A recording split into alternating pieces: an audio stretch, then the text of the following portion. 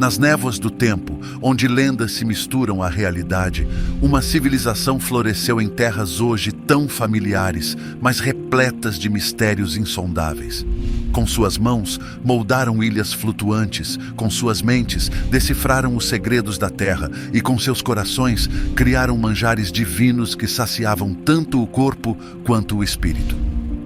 Olá, viajantes da história. Já imaginou que o chocolate que você adora era uma bebida sagrada e até embriagante? Hoje, vamos mergulhar no fascinante mundo da culinária asteca. Antes de começarmos essa jornada cheia de sabores e surpresas, não esqueça de deixar seu super like. E sem mais demora, vamos explorar os segredos da mesa dos antigos astecas.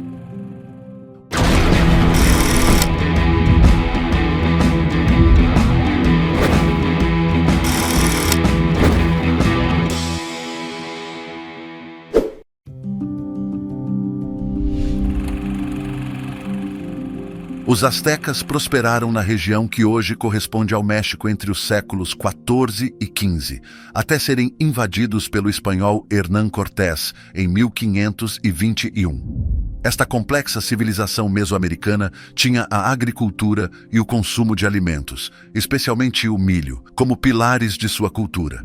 Mas o que mais fazia parte da dieta asteca? O que eles cultivavam?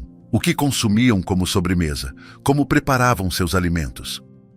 Inicialmente, uma tribo nômade de caçadores-coletores, os astecas decidiram se estabelecer às margens do Lago Texcoco em 1325, onde fundaram sua capital, Tenochtitlan. Foi ali que desenvolveram técnicas agrícolas que lhes permitiram expandir-se e formar um império. Os astecas construíram ilhas artificiais de cultivo chamadas chinampas, feitas a partir do acúmulo de lama do fundo de lagos ou pântanos. Canais foram então abertos ao redor dessas chinampas para facilitar o acesso e garantir a irrigação constante. Além dessas práticas agrícolas, os astecas aproveitaram a flora e fauna locais, chegando a criar animais para consumo. Hoje, conheceremos um pouco sobre a alimentação desse rico povo. O alimento dos deuses. Os astecas são amplamente reconhecidos por suas contribuições ao desenvolvimento do chocolate, que para esse povo antigo era considerado um verdadeiro alimento dos deuses. No entanto, o chocolate dos astecas diferia bastante do que conhecemos hoje. Não era doce nem moldado em barras. Em vez disso, eles preparavam uma bebida a partir das sementes de cacau, sem transformá-la no popular doce que vemos atualmente. Bernardino de Sahagún, no Códice Florentino, detalha os efeitos dessa bebida de chocolate. Quando consumido em grande quantidade, especialmente quando o cacau é verde e tenro, provoca embriaguez, deixando a pessoa tonta, confusa, doente e desorientada. Embora ainda haja muita especulação sobre como essa bebida de chocolate causava intoxicação, é certo que a árvore do cacau possuía um profundo significado religioso para os astecas. A bebida era amplamente utilizada em diversos rituais sagrados. As tortilhas. Na Mesoamérica, os astecas, utilizando a farta colheita de milho, criaram um dos alimentos mais fundamentais de sua dieta, as tortilhas. Essas finas massas eram essenciais em sua alimentação, sendo tão variadas em tamanho, forma e função quanto nos dias de hoje. Desde os mais nobres até os plebeus, todos no Império Azteca consumiam essas tortilhas.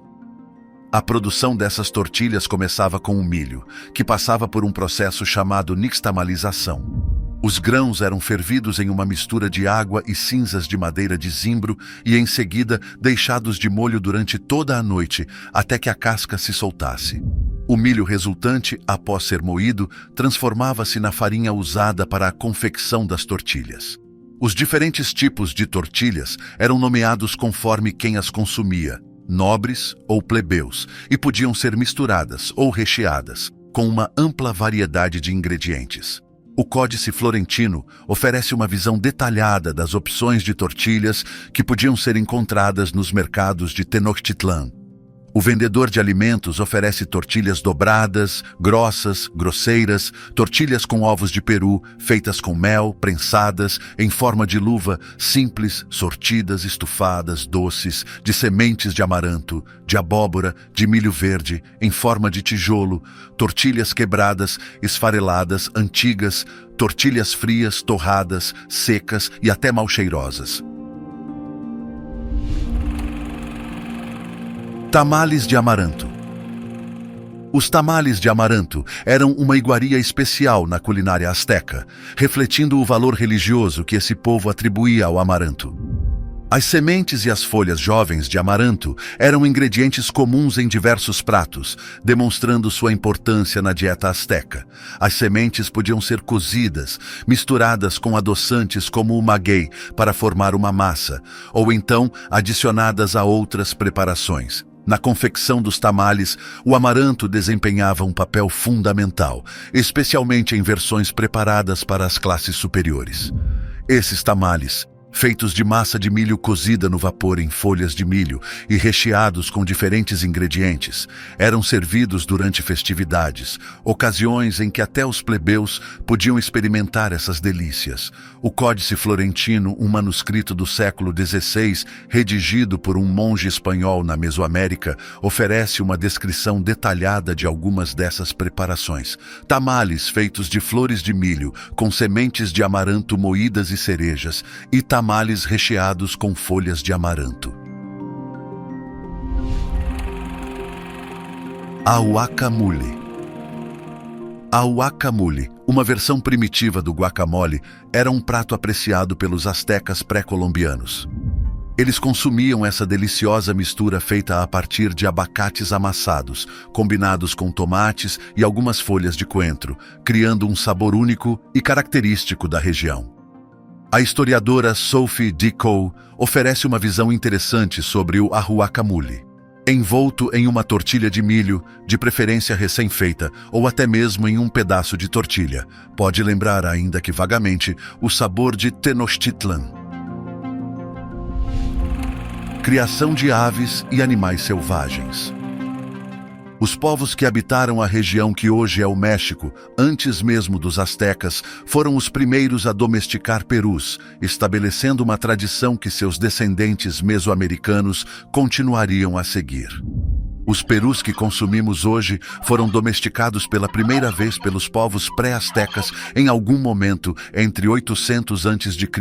e 200 a.C., explicou a historiadora Camilla Speller ao jornal Vancouver Sun. Esses perus domesticados eram uma importante fonte de alimento, assim como seus equivalentes selvagens, que, embora menores e menos carnosos, também eram consumidos.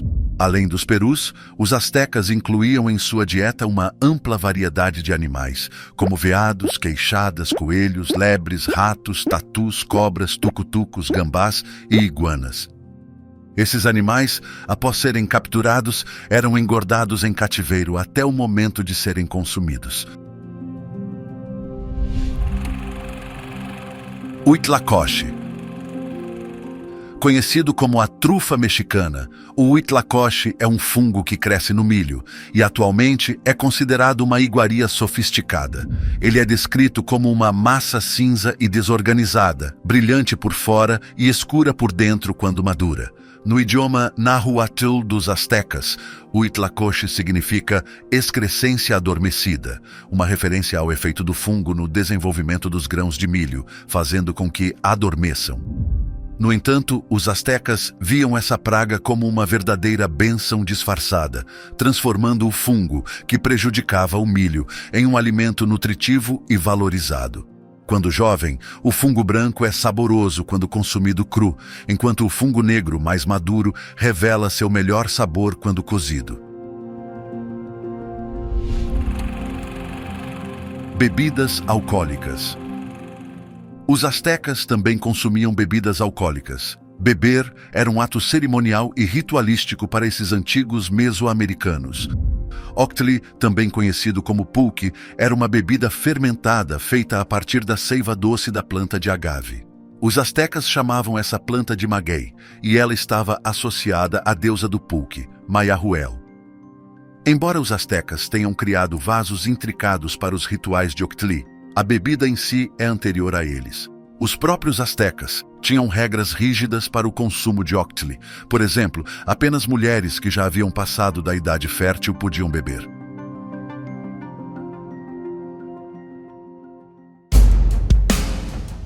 Agora chegamos ao fim de mais uma jornada. Se você pudesse escolher, qual prato asteca experimentaria primeiro?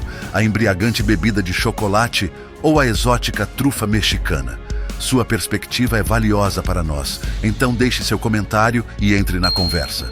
Não esqueçam de deixar o seu like no canal, essa ação ajuda muito. E se esse vídeo foi relevante para você, compartilhe. Até a próxima e nos vemos em breve. Fiquem em paz. Fiquem com Deus. Eles tinham um cuidado essencial com a limpeza dos seus dentes. As ruas eram varridas regularmente e tinham banheiros espalhados por toda a cidade. Eles também criaram sabonetes e detergentes naturais. Olá, viajantes da história! No vídeo de hoje vamos te contar como era a higiene no Império Azteca. Tá curioso para descobrir mais? Então já deixa o seu super like e sem mais demora, vamos ao vídeo! Tinham sistemas de canais para transportar água potável. Os povos astecas estavam cientes da importância da água para todos os aspectos da vida, uma consideração que contribuiu para o desenvolvimento de um sistema de canais nas principais cidades do Império. Em Tenochtitlan, por exemplo, os canais não apenas abasteciam os moradores com água, mas também eram construídos para movimento. O conquistador Hernán Cortés comentou que Tenochtitlan era grande, com ruas largas e estreitas ao longo de meios canais, onde eles remam suas canoas.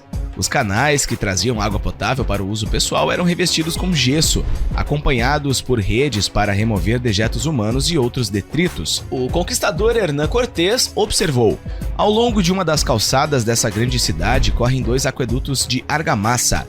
Cada um tem 2 passos de largura e cerca de 6 pés de profundidade. E ao longo de um deles, um riacho com água doce muito boa, tão larga quanto o corpo do homem. Flui para o coração da cidade e disso todos bebem. O outro, que está vazio, é usado quando desejam limpar os primeiros canais. Os canais e aquedutos mantinham efetivamente a água doce da salgada separada, essencial para o uso individual e para fins de irrigação.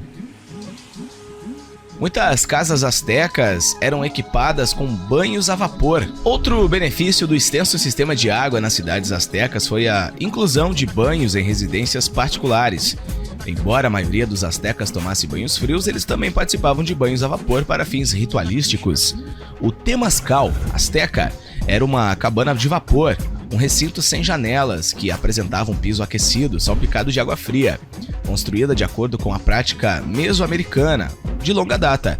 O Temazcal era usado para purificar o corpo após o conflito físico, para ajudar na cura, curar uma doença ou servir como local para mulheres terem filhos. A deusa do banho de vapor era Temazcaltesi, uma divindade cuja imagem era mantida em exibição nas proximidades. Tlezolteotl, a deusa da sujeira, protegia a entrada de Temazcal, supervisionando o processo pelo qual as pessoas se livravam da sujeira física e espiritual.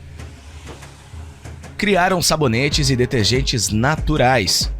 Os astecas não tinham sabão no sentido moderno da palavra, mas adotavam as propriedades de limpeza de várias plantas. As raízes e os frutos de Copalxocotl, chamado de árvore do sabão pelos espanhóis, produziam uma espuma que podia ser usada para limpar o corpo e as roupas. A planta Chilhamole, também chamada de amole, tinha propriedades semelhantes.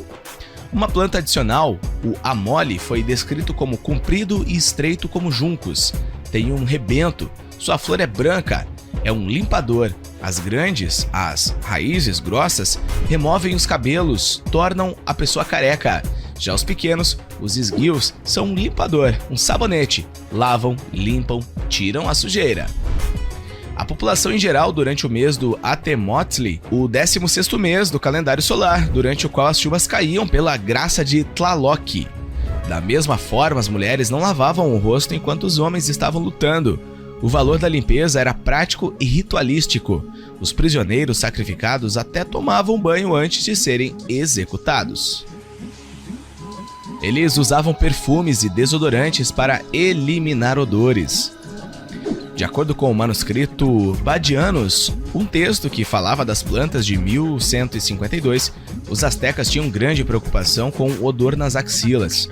Quando fedorento e caprino, deixe-o entrar em um banho bem preparado e ali lave bem as axilas. Saindo, deixe-o também tomar banho.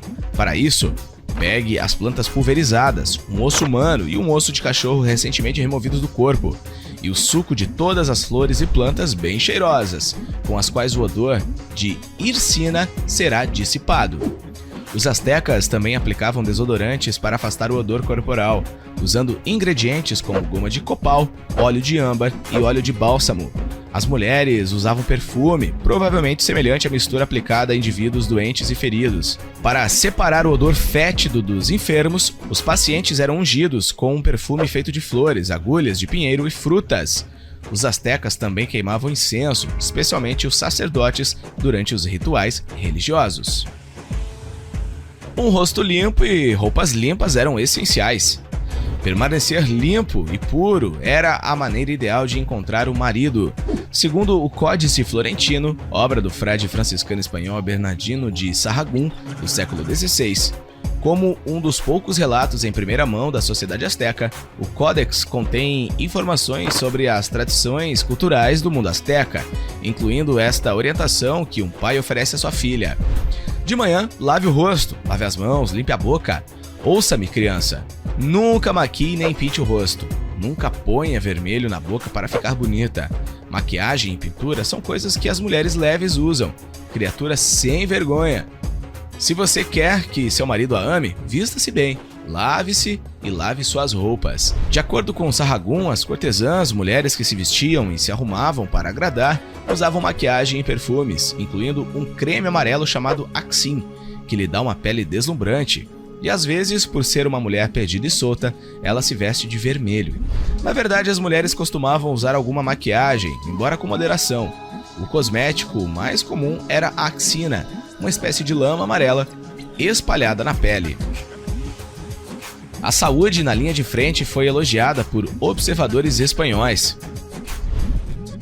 De acordo com uma crônica contemporânea, cirurgiões astecas cuidaram habilmente de seus feridos e os curaram mais rápido do que os cirurgiões espanhóis. Os cuidados administrados no campo transportaram-se para a vida cotidiana. Sacerdotes e curandeiros que praticavam cirurgias e rituais de sangria para promover a saúde também distribuíram tratamentos feitos de óleos, ervas e outros produtos naturais para curar cortes de todos os tipos. Curandeiros astecas treinados no uso de remédios de ervas para tratar de tudo, desde dores de cabeça a tosses e infecções moderadas. Por exemplo, o suco de fruta de cacto nopal era usado para reduzir o inchaço e a casca da árvore ilim era misturada com cera, ovo e outras ervas para tratar inflamação e febre. Eles usavam cabelo para suturar cortes e arranhões. O Frei Bernardino de Sahagún descreveu um processo de fundição. Os ossos quebrados foram colocados com cuidado e o galho colocado entre talas de madeira, bem amarrado com corda. Em seguida, aplicou-se na fratura um gesso, composto de goma da árvore Ocosotli, resina e penas. O membro e as talas juntos foram envoltos em uma segunda cobertura de goma de borracha. Eles esforçavam para manter os dentes limpos. Como parte da manutenção da limpeza, os astecas usavam sal e urina para limpar os dentes. Outros materiais como cinzas, mel, raízes e lascas também eram usados. Para manter o hálito fresco, as mulheres astecas eram conhecidas por mascarem uma goma que se pensava ser uma mistura de chiclé, derivada de sapote e bertume. Quando o frade e cronista Bernardino de Sahagún experimentou a substância, ele disse: "Ela cansa a cabeça, dá dor na cabeça." Ele também disse que quando uma mulher mascava chicle, a palavra asteca que se tornou chiclé, ela fazia um barulho de dentes como castanholas. As ruas eram varridas regularmente e cheias de banheiros. Redes de canais nas cidades astecas tornaram muito mais fácil manter limpas áreas densamente povoadas. Quando as ruas de Tenochtitlán, por exemplo, eram varridas, os detritos e a sujeira podiam ser jogados em um dos canais que retiravam o lixo da cidade. Varrer e limpar eram partes fundamentais para manter a ordem na sociedade asteca. As mulheres varriam suas casas todas as manhãs como forma de homenagear o espaço doméstico. enquanto os padres varriam templos e escolas para impedir a entrada de forças indesejadas e potencialmente ameaçadoras. As cidades também tinham banheiros públicos disponíveis, cujos resíduos seriam coletados e usados como fertilizante. Também pode ser canalizado para fora da cidade por um dos canais ou outras vias navegáveis. Barbearia para homens. As mulheres podiam tingir o cabelo em casa.